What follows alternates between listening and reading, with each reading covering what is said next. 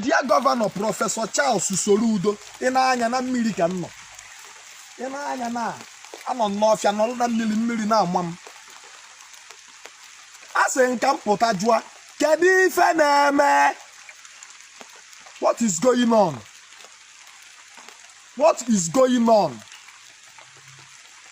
Kedu ibe dị ife afọ na-ekpe na kọtụ na-aga ekpesi ikwugharị asị na-aga eme ga arrest na-aga akpụrụ ikpochi because poor people enwezi ọnụ okwu again. If you are poor, aya na-eme gị anyhow. Ife amụtazi kịta bụ use power against bloody civilians. Nobody, I'm asking that na bụ ndị Igbo na bụ ofu obi pọtụ. I nwere ọnụ okwu n'obodo gị na anaghị. Kedu ife Akwa Okuko family? Because after can get see details according to ife ekpe na court gbasatala Akwa Okuko tiwara aki. O nwere ife nwere isi ekpe na court. Ono se na unu ga-akpọta witness. Ndị witness bịa ku ibekwala akwa n'ime court. Ono olube inye Akwa Okuko bail. Olube sinye this man bail na o nwere ife ome ka ọ naruo bie. Anyị nọ na anya na-eji Maazị Nnamdi Kalu. I don't see any even made you wait the Mazen and the Calobo Macano Igbo. And then under Jabun de Yoruba. Kita, what is happening in our case? Ndeje on the Tiffy. On the Benue. Or Kondibo. Kadefa Kwame. This man on the edge now. We all know Wabu Wamanonia Bito from home was where Wabambo. No one if they come. Never. On what if they come na side ya.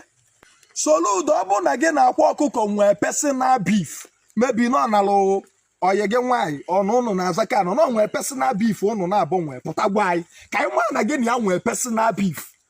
Na ọ bụ ọzọ ife ịgwa anyị wee bulie ka ị ka ji wee jide ebe afọ. Emegharị asị ga-ekwu na ikwu abịa buri.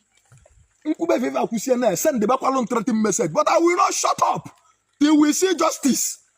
That man is innocent. Akwa Okuko tiwala aki the innocent on what if family. Obu not the guilty. See why?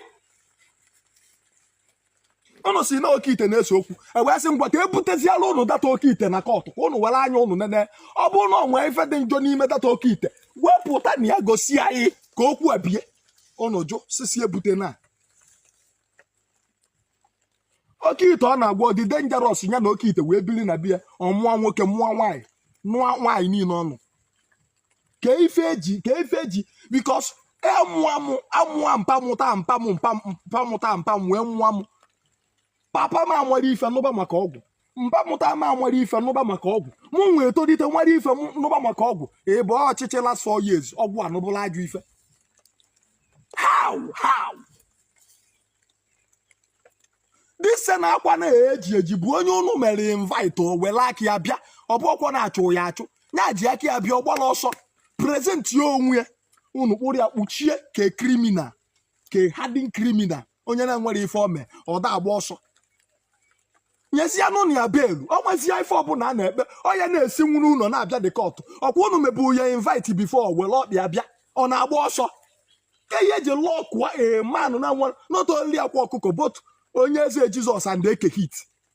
These people are just doing their thing. Facebook is for everybody. Facebook is for general. And what onye debelu Facebook iche. Government may use Facebook. The pastor may use Facebook. The Muslim may use Facebook. Everybody is entitled to Facebook. Facebook ablogi bonwe. If you have any issue with Facebook people, go and meet Mark Azoka. Onye meperia. Even the federal government are bound to pay Facebook. Talk more of local government. Soludo biko, I beg. Let Akwa Okuko go. I know none do kasisi jidie. Ke we telofu. Okwefu I'm coming back to Ndoka. Ko kwa video.